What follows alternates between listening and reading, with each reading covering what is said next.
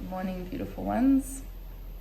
I've just come out of a meditation and I asked, what do I share today?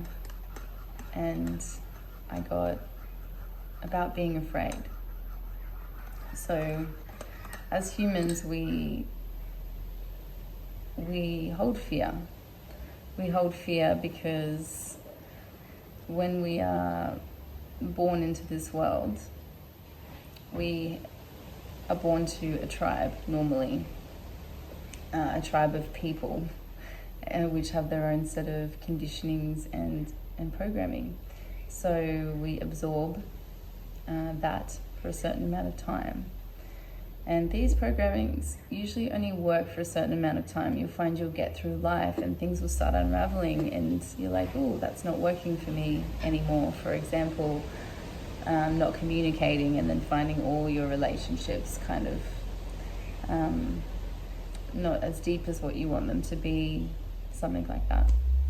It's pretty early, so my brain's not firing as good as what it probably could.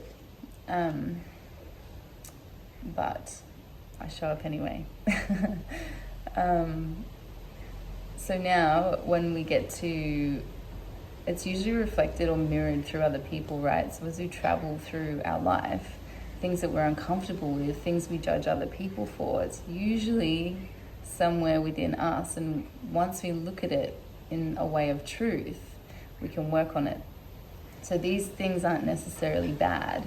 And even though we've got them from family, we can't really blame them either. It comes from somewhere, the ancestry lines. It's deeper than just my parent did that to me, and they've got their own story too. So it's coming out of the story, knowing what shadows are present to work on, but there's fear. There's always fear because what's on the other side is unknown. And if you haven't had an experience of not doing something that way, of course, there's going to be fear because it's unknown. It's unknown territory. So you get to this void of transition and you kind of move to the edge. You may move to the edge and then decide it's more comfortable, so you go back. Then you move to the edge. There'll always be something that's trying to help your evolution and get you on your way. So whether you're listening to it or not. So this can be feelings end up manifesting in the body as dis-ease, some kind of tension to start with maybe for a while, and then it can get more serious than that. So whatever we're holding in our body, if we're not able to catch it and we keep cycling backward rather than evolving forward, then it will show in our body. So eventually the body talks. The body never lies. It shows in the body. So these things in the body are also messages to that shadow.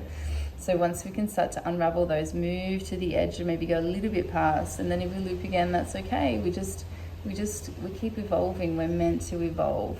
This is what I think a lot of people forget, and it doesn't have to be scary.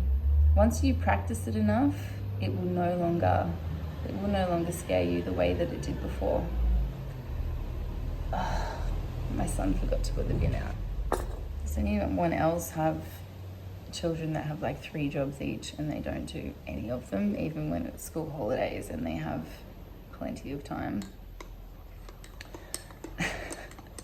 Anyways, back to what I was saying. So we hold fear rather than stepping forward sometimes because we've not had the experience. So what I'm inviting you to do today is notice where there's fear. Notice where you may be afraid to take a step towards something, or if there's a little bit of change you're not sure about.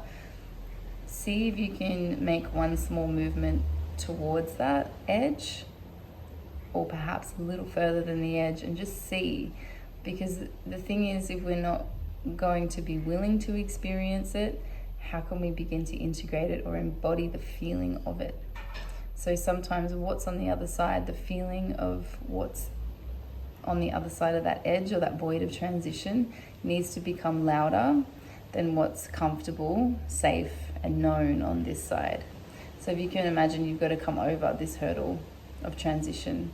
What's on this side that you can focus on that starts to become louder?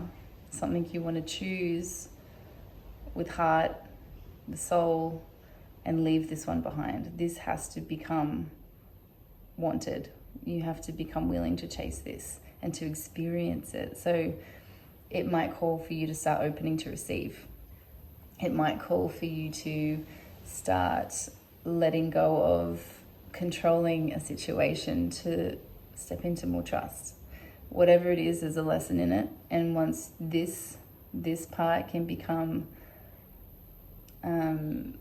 more inviting, more, when you're thinking about this one more, you're shifting your energy, your resonance to resonate with this. And this is how this comes in. And then once you start getting a feel for it, then you can start to integrate and embody it. So one more example I'll give you is I had a life of struggle, and I always found myself landing in a victim. So what was here on the other side, which I looped through this many, many times. So what was on this side was ease, a life of ease. And so as I was creating this, I had to learn to receive in this void of transition. I had to learn what the struggles were, and I had to release them. So I had to try and find new ways of doing things. So as I invited that, you know, this is my new normal, this is my new, and I would repeat that to myself, just so I knew that I could have it. So it was being worthy to step into ease, being worthy to drop that programming of struggle.